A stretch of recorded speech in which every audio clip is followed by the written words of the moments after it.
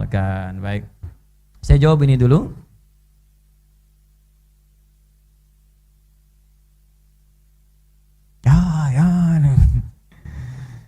Bismillahirrahmanirrahim. Assalamualaikum warahmatullahi wabarakatuh. Assalamualaikum warahmatullahi wabarakatuh. Saya izin bertanya Buya, mengambil sumber hukum langsung dari Al-Quran dan hadis itu kan butuh kaidah ilmu, lughat, nahwu, saraf, istiqaq, ma'ani, bayan, badi dan lain-lain. Lantas gimana sikap Buya terhadap orang yang mengambil sumber hukum langsung dari Al-Quran hadis tanpa penjelasan ulama, sedangkan orang tersebut tidak memahami ilmu yang harus dikuasai untuk mencapai dua sumber?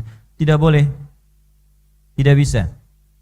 Al-Quran, hadis itu sumber hukum. Produk hukum. Untuk memahami sumber hukum itu sehingga lahir produk hukum, mesti ada ilmunya. Gini, Bapak Ibu sekalian, obat itu kan produk, ya kan? Baik, untuk mendapatkan obat mesti tahu ilmu meracik obat, ya kan? Dan ilmu mendeteksi penyakitnya. Maka kan belajar, dokter kan belajarnya lumayan tuh, ya kan? Ada praktek dulu, setelah belajar mau spesialis ngambil lagi. Bahkan nanti spesialis mata nggak boleh ngobati telinga. Spesialis telinga nggak bisa meriksa jantung. Saya dokter kok Pak, dokter apa? Ya kan? Nah ini untuk yang fisik saja kita bisa paham. Sedangkan Al-Quran dan hadis bukan sekedar obat fisik, obat roh. Penyakit fisik mesti belajar, penyakit roh lebih dalam lagi belajarnya.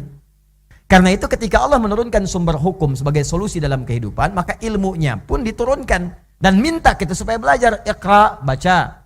Wa ma kana al-mu'minuna liyanfiru kaffa falawla nafara min kulli firqatin minhum ta'ifah liyatafaqahu fid din, belajar. Ya ayyuhalladzina amanu idza qila lakum tafassahu fil majalis, belajar. Maka ada yang belajar 10 tahun, 20 tahun, 30 tahun. Kedokteran belajar bisa 6 tahun. Agama itu belajar bisa 20, 30 tahun. Saya sampai sekarang masih belajar. Saya itu hampir sepenuh hidup saya itu pakai belajar. Pakai belajar.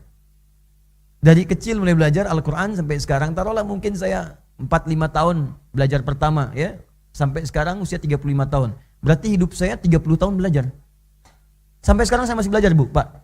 Saya punya waktu khusus untuk mengulang kembali, baca lagi kitabnya, lihat lagi kalau ada yang salah dikoreksi. Ya, saya juga belajar yang lain, saya belajar bahasa saya. Bahasa saya pelajari juga supaya mudah untuk berinteraksi. Saya belajar bahasa Jepang, saya belajar Watashiwa Indonesiano, adidas.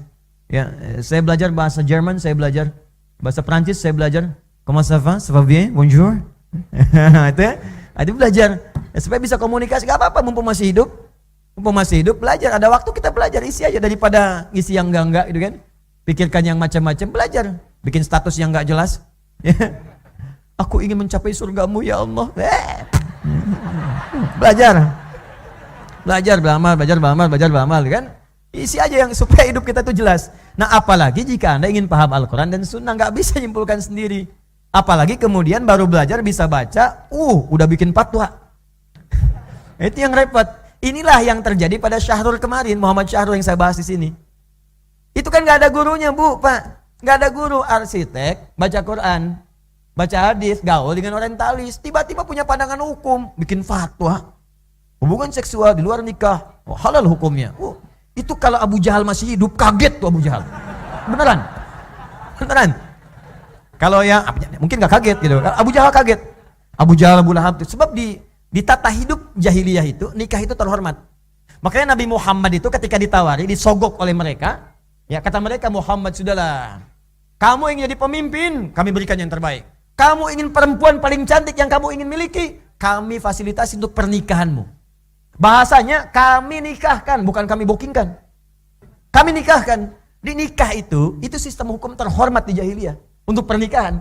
Di orang yang berhubungan tidak menikah itu celak di jahiliyah itu, walaupun jadi keseharian. Itu amalan keseharian untuk menunjukkan sifat jahiliyah, tapi itu aib di mata mereka. Cuman karena jahiliyah itu dipraktekkan. Yang terhormat itu nikah. Jelas ya? Makanya kalau teman-teman kembali belajarnya benar, bersumber dengan cara yang benar, itu akan dapatkan kesimpulan yang benar. Hati-hati ya, hati-hati. Amanat para ulama kita dulu, walaupun hafal ratusan ribu hadis, tapi tidak paham isinya, jangan memberikan fatwa, bisa salah nantinya. Bisa keliru. Ya. Saya dalam waktu dekat ini, insya Allah juga dengan teman-teman ini akan, sudah kumpul-kumpul dengan ustadz-ustadz juga, saya usulkan. Alhamdulillah ada yang ingin membuat juga aplikasinya. Kita ingin membuat aplikasi untuk menerangkan ustadz atau sistem web. Jadi menerangkannya begini maksudnya, latar belakangnya, backgroundnya.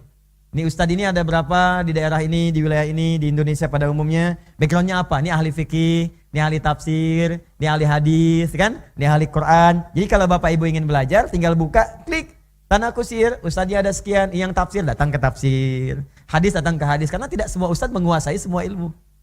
Jelas ya? Baik. Ya, kalau susah bagaimana ustadz? Bisa nggak ke ustadz Google? Nah, Google juga nggak ada sanad ilmunya.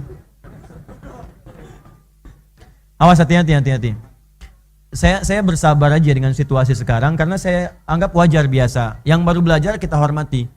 Ya, yang semangat nggak apa-apa. Makanya kalau ada orang misalnya cepat menyalahkan atau apa, dipahami aja, mungkin baru belajar. Jangan ikutan marah. Ya, saya membiasakan diri untuk tidak mencela atau membiasakan marah, tidak. Nggak apa-apa, mungkin baru belajar. Ya, saya baru seumur-umur di Indonesia, di Tripoli saya diminta memberikan fatwa. Ya, kemudian jadi amin khutbah tuh kayak ketua MUI lah kalau di kita gitu kan. Diboleh ngasih fatwa, boleh ngasih pertimbangan hukum. Bahkan kalau ada orang mau khutbah itu teksnya diserahkan lu ke saya untuk dicek dulu, dilihat baru boleh khutbah. Jadi saya yang tentukan untuk khutbah di Jamiah Dakwah Islamiyah. Boleh silahkan naik. Di sini saya disebut bid'ah. Ustadz bid'ah katanya. Ya nggak apa-apa lah gitu, nikmat juga. Alhamdulillah. Dan tapi nggak apa-apa, nggak usah marah karena mungkin belum tahu ya. Tak kenal maka ta'aruf. Aduh. Ibu kenal dengan suami tetangga, kan tidak harus sayang. Ta'aruf.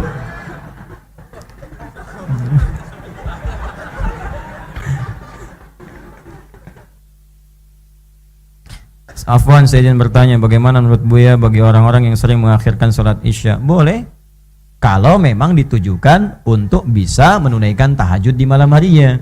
Jadi mengakhirkan sholat Isya itu satu rangkaian dengan tahajud. Ya, makanya sunnah itu boleh. Kalau Anda ingin akhirkan sholat Isya, ada dua biasanya. Satu, kondisi pengajaran, sedang mengajar. Kalau jamaahnya itu saja, yang ikut jamaahnya itu, misal Anda sedang pengajian nih, tanggung misalnya pembahasan itu, yang ngaji itu saja, yang jamaah Isya pun itu, maka itu boleh menyempurnakan dulu pengajiannya, kemudian sholat Isya dengan niat takhir, biniyat takhir. Tapi kalau pengajian itu di tempat umum yang orang lain bisa mampir sholat, maka sunnahnya berhenti sejenak, sholat dulu. Karena ada orang yang nggak ikut ngaji, mungkin ingin ikut sholat saja.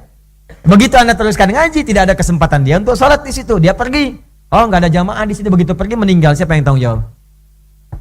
Nah, kalau biniyat tahajud boleh. Ya, pengajian di Masjid An-Nur Tanah Kusir dimulai ba'da maghrib, selesai jam 3 malam, kan bisa, kan nyambung ke tahajud untuk mengerjakan sunnah. Bisa. Nah, itu silahkan aja. Ya, jadi kalau Anda ingin mengakhirkan Isya, biniyatit tahajud, dengan niat menyambungkan salat Isya dengan tahajud. Sahabat yang sering mengerjakan itu namanya Umar bin Khattab radhiyallahu taala anhu, dan itu pun dikonsultasikan kepada Nabi sallallahu alaihi wasallam dan Nabi mengizinkan itu. Jelas ya? Jadi kalau niatnya mengakhirkan Isya supaya bisa bangun dan nonton bola, maka itu tidak dibenarkan. Assalamualaikum Ustaz, Waalaikumsalam warahmatullahi wabarakatuh. Kalau hijrah, amalan apa yang harus dikerjakan dan doa sehingga proses hijrahnya tercapai? Baik, saya mau mengundang Ustaz ke tempat pengajian saya untuk menambah ilmu tentang Islam. Saya sunah-sunah. Terima kasih. Jazakallahu khair, semoga Allah muliakan Anda. Kalau ingin berhijrah, maka dimulai dengan 3 cara yang paling utama. Yang pertama, berdoa supaya Allah menguatkan niat hijrahnya, karena untuk hijrah itu tidak mudah, untuk berubah itu tidak mudah. Ya, para akhwat, saudari-saudari saya yang semoga dicintai oleh Allah, kan? Terus yang belum berhijab, ingin berjilbab, itu tidak mudah. Ya, yang paling tidak mudah itu melawan gejolak hati. Ya, awas jangan ikuti perkataan orang. Kalau orang itu nggak akan pernah selesai komentarnya. Anda nggak berhijab, dengan Anda berhijab pun dikomentarin juga. Ya, nggak berjilbab dikomentari. Ya, Anda belum berjilbab dikomentari nih, wih bagus rambutnya nih, kalau berjilbab lebih bagus lagi. Begitu berjilbab orang lain komentar lagi, soleha sekarang, masya Allah. Nggak akan selesai komentar manusia itu. Jadi tempatkan satu aktivitas sesuai dengan ranah hukum yang benar. Ketentuannya apa? Kalau udah gitu istiqomah, selesai. Jelas ya? Dan pikirkan akibatnya, tadabbur namanya. Aduh, saya malu nanti kalau nggak berjilbab sekarang saat hidup, karena saat wafat di antara kain kafan untuk perempuan itu ada jilbabnya. Itu beda kain kafan perempuan dengan laki-laki. Ya, kalau perempuan wafat itu ada bagian helai kain kafan itu untuk kerudungan jilbab. Makanya jangan mau ya saudari-saudari saya dimanapun berada, jangan mau dijilbabin saat meninggal. Maksud kalimat saya itu maksudnya begini, jangan mau pas meninggal baru dijilbabin, itu maksudnya. Itu maksudnya.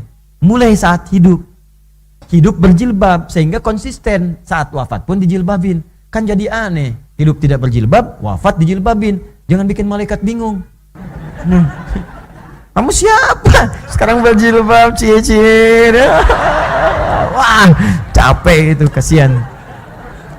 Ya, jangan bikin capek lah hidupnya. Itu pertimbangan aja.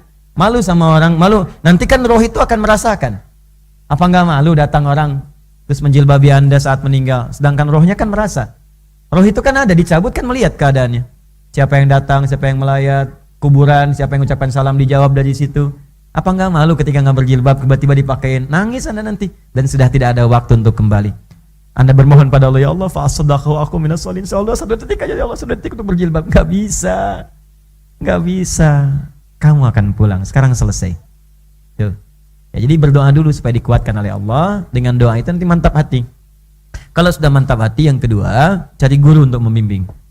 Gurunya yang benar. Ya, kamu hijrah, pengen pahala paling besar enggak? Jian, bom tuh depan itu tuh. Wah, aduh udah. Nah, itu tinggalkan. Seperti itu jauhi. Ya, cari guru yang baik. Guru yang baik itu siapa? Cirinya gampang. Guru yang mengajak pada nilai keislaman yang benar. Islam itu damai, Islam itu tenang, Islam itu tentram, Islam itu baik. Itu kata dasarnya. Islam itu patuh, tunduk kepada Allah. Jadi ketika dia ngajak, yuk sholat, belajar dengan baik, ya, kasih ilmunya, begini cara ilmu sholat yang baik. Yuk berbakti pada orang tua, gini caranya. Yuk bertetangga yang baik, yuk dengan teman-teman yang baik, yuk kemudian cari berkata yang tutur baik. Itu guru yang benar. Jangan sampai Anda hijrah, belajar, pulang-pulang dari situ pandai mencaci, pandai mencela. Sekarang saya agak bingung ya, demi Allah saya katakan saya bingung sejak saya pulang ke Indonesia. Itu saya mencari celahnya di mana ini. Kok bisa orang belajar ngaji pulang-pulang sama istri suami ribut. Ada yang sampai pisah juga. Ini belajar apa gitu. Zaman Nabi dulu orang terpisah itu disatukan. Orang sekarang ada yang belajar pulang ke rumah jadi pisah. Dengan tetangga jadi ribut, jadi nggak kenal tetangga. Aneh saya. Tetangga kok masa gitu? Ya. Saya kan baik gitu. Ya. Nah, jadi cari guru. Yang ketiga, buat prioritas amalan. Jangan lompat-lompat dulu. Buat prioritas dulu. Pelan-pelan aja, nikmati aja pelan-pelan. Toh orang Badui juga di hadis Muslim datang kepada Nabi, bahasanya ringan. Ya Rasulullah, bima makna alimni amalan basitan yudkhilul jannah. Ya Rasulullah, ajarkan padaku ilmu yang sederhana aja, yang penting saya masuk surga. Tuh, pintar kan? Modal dikit, keuntungan pengen banyak. Ya apa yang sederhana aja ya Rasulullah, yang penting masuk surga. Maka ya Nabi diajarkan, sudah cukupkan dengan yang fardu, nih salat fardu. Gak usah kerjakan kecuali kalau pengen tatawu, illa antatawwa, kalau pengen sunnah. Nih zakat, kalau pengen sunnah infak. Apa kata orang ini? Ya Rasulullah, saya akan iltizam, komitmen dengan yang fardu, saya nggak akan kerjakan yang sunnah. Kata Nabi, bahkan dia katakan saya akan jaga diri saya, maksudnya nggak bermaksiat. Jadi jaga maksiat, dia pergi konsisten dengan yang wajib aja, yang sunnah nggak pernah dia kerjakan. Terus fantolah kalau dia pergi, kata Nabi, aflaha in sadaqah, au dakhala al jannah in sadaqah. Kalau benar komitmen dengan perkataannya, masuk surga dia. Surga. Dia kerjakan yang fardu aja, sunnah nggak dikerjakan. Puasa sunnah nggak pernah, sholat sunnah nggak pernah. Tapi catatan, hindari maksiat. Karena setiap bermaksiat pahala ditarik untuk menutup dosa. Orang ini kan tinggal di padang pasir. Kalau di padang pasir mau maksiat bagaimana? Mau zina nggak ada yang dilihat unta. Unta emang kan nggak pakai baju. Apa yang dilihat siapa? Yang dilihat unta, padang pasir lagi. Jadi maksiatnya tipis. Ente pengen ngikutin, mustahil. Karena kita tinggal di lingkungan seperti ini tiap hari, maksiat kelihatan, terdengar. Gibah di setiap tempat. Sekarang gibah masuk ke rumah, dikemas dengan kemasan yang bagus. Masuk ke TV, ada acara, ada ini, dinikmati juga. Bahkan dihitung, kapannya jadwal acaranya. Cita-cita surga tapi menikmati maksiat kan bahaya gitu. Jelas ya? Nah, jadi bikin prioritas, sholat dulu. Sholat udah bagus, naik puasa. Ya, ilmunya diisi. Senin dulu, nggak apa-apa, biasanya nggak kuat, sekuatnya dulu. Sampai zuhur, buka, terus ke asar, nggak apa-apa, bukan aib kok. Bukan aib, nggak ada masalah, bukan aib. Bukan aib, jangan dipaksain. Tiba-tiba sampai maghrib, berjuang, syahid. Terus pingsan, terus orang bilang, gara-gara kamu puasa, si puasa yang disalahin. Ya sampai maghrib, besok selesai, alhamdulillah, konsisten dulu Senin, jangan nambah Kamis dulu. Begitu enak, masuk Kamis. Belajar ilmunya lagi. Ada puasa apa lagi? Ayamul bid. 3 hari pertengahan bulan, 13, 14, 15, kan? Ada puasa apa lagi? Puasa Daud, sehari puasa, sehari enggak, ikuti. Tapi ilmu dipelajari lagi. Jangan nyimpulkan sendiri. Oh, kalau ada puasa Daud berarti ada sholat Daud. Subuh sholat, zuhur tidak. Asar sholat, maghrib tidak. Jelas ya? Bikin prioritas. Punya catatan. Nah kalau sudah begitu, hijrahnya enak. Dan yang terakhir, bergaul bersama orang-orang soleh. Itu. Dia cukup dengan amin, gaul, lihat. Ya. Ya, maka di dalam rumah hijrah bareng-bareng, suami jadi soleh, istri jadi soleha, maka anak otomatis akan soleh semua.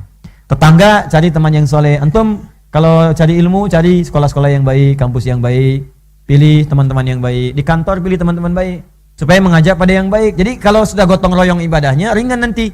Begitu misalnya maaf ya, Allahu Akbar, temannya ngajak, "Hei, ayo ke masjid." Tuh. Tapi kalau nggak dapat yang begitu nanti susah. Yuk, sholat yuk. Sholat nomor 2, nomor 1 ini dulu. Nah itu susah nanti, capek. Carilah, rezeki itu teratur. Dunia kita sudah jelas, surga kita yang belum jelas. Jika Anda belum mampu berlomba dengan orang soleh meningkatkan kebaikan, maka berlombalah dengan para pendosa untuk bertobat di hadapan Allah Subhanahu wa Ta'ala. Izinkan kami